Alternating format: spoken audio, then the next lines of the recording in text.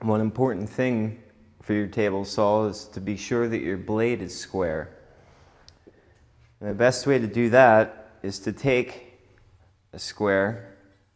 Here's a speed square.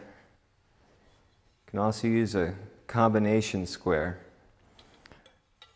I'm going to use the speed square because it's got a longer flat surface and it will sit better on the table. And the higher you have the blade, the better sense you're going to have of how square it is to the table. And when you put your square up against it, you want to be sure that you're on the blade and not on the carbine tooth. This one's set perfectly.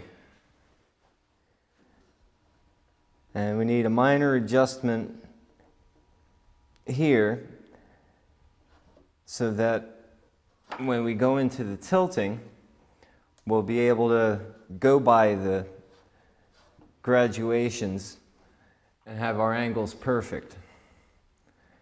So we'll just reset this and then